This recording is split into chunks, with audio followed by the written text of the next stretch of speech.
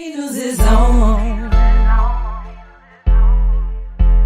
Venus is on. Yeah. Want some plushy advice? What? Introducing Miss Violet, the Mad Mix Morning Show.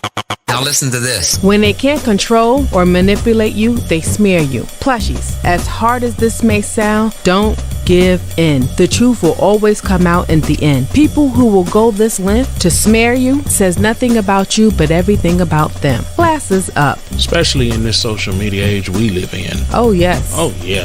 Oh, my God. But the rules are still the same. Know who you're dealing with.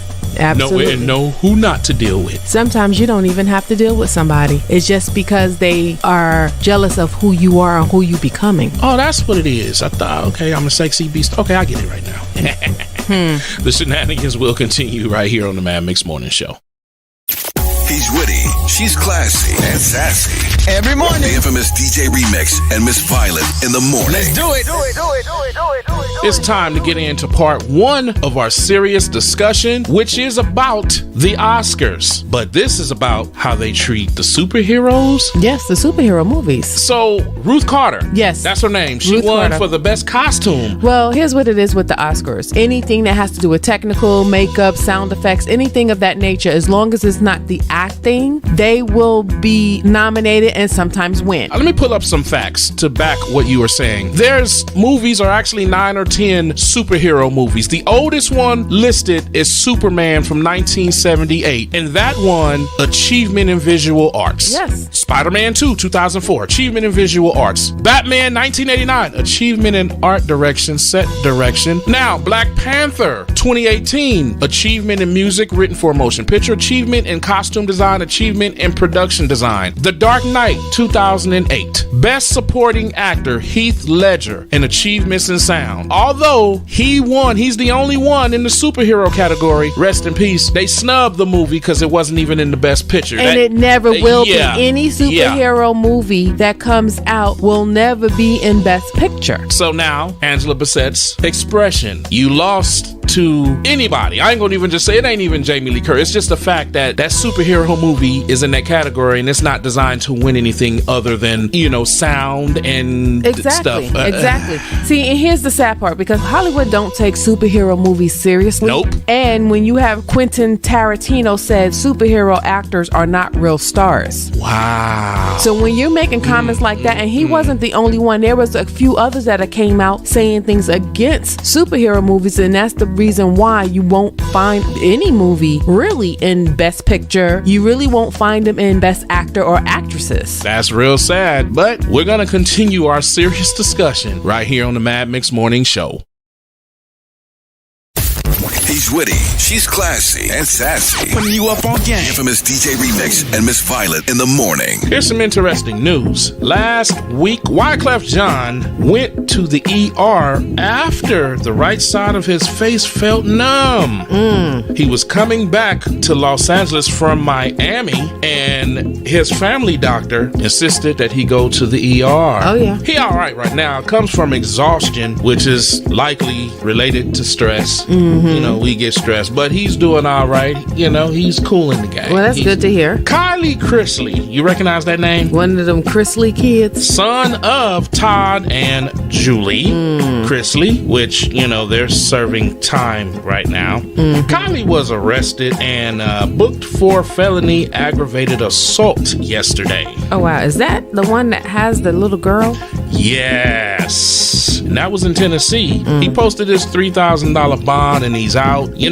Mom is doing 7 years and dad is doing 12. There's a thing that's happening with certain ATMs. I saw this story where people went to this Chase ATM and they tried to put the card in. They put it in, but it didn't recognize. And then a nice gentleman behind them said, well, why don't you, push it? You got the tap thing. Oh, yeah, cool. Yeah. And then they went home and 5 more transactions was right after and $900 $900 between 2 counts and everything. First of all, this is why sometimes you should not go to the ATM at night. Although a lot of these cases will happen in broad daylight, but I'm talking about safety tips of going to the ATM. If you got to get out your vehicle, don't go at night, in all fairness. Exactly. And also, you know, if you go to a bank and you put the card in and it seems like it's not working, don't keep doing it. Right. Because that happened to me and they hurried up and closed my card down. Nothing happened, but it was like, wasn't me. Give me a new card. I like that. Be safe out there and be aware of your surroundings. Even if you do have a drive-up ATM, Absolutely. try not to go by yourself. Try not to go late at night, but definitely be aware of your surroundings, period. That was interesting news. Very for much today. so. Very much so. We will be continuing the celebration of the 8-year anniversary of 24/7 The Sound right here on the Mad Mix Morning Show. The best in the morning. Never a dull moment. The Mad Mix Morning Show. You're welcome.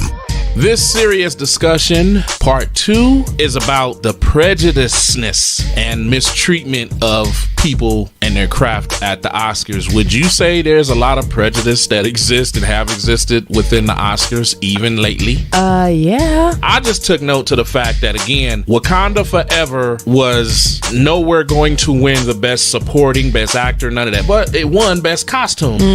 And the soundtrack was wonderful because you had Rihanna sitting there singing it live, but it still didn't win. Right. I take note to things. This last Oscars, I'ma tell you, it was very inclusive, but I'm gonna be honest with you. Sometimes all that inclusiveness come at the expense of excluding certain people. Angela Bassett had a look on her face, and I could relate to it. It was a familiar response, like, oh yeah, this again. First and foremost, that was the second time she's been nominated in 30 years. So yes, I would have that. But we also got to remember, it took 9 decades for the Academy to try to include some more inclusiveness. In 2018, they invited over 900 new members, with 49% of them being female, 38% of them people of color. And again, it's still somewhat imbalanced because a lot of people that's in the Academy, they don't even watch the movies that they're voting on. Before 2018, people that are voting on the Oscars were all white, and 77% of them were male. Sometimes you can overreach. Those foreign movies that I ain't never seen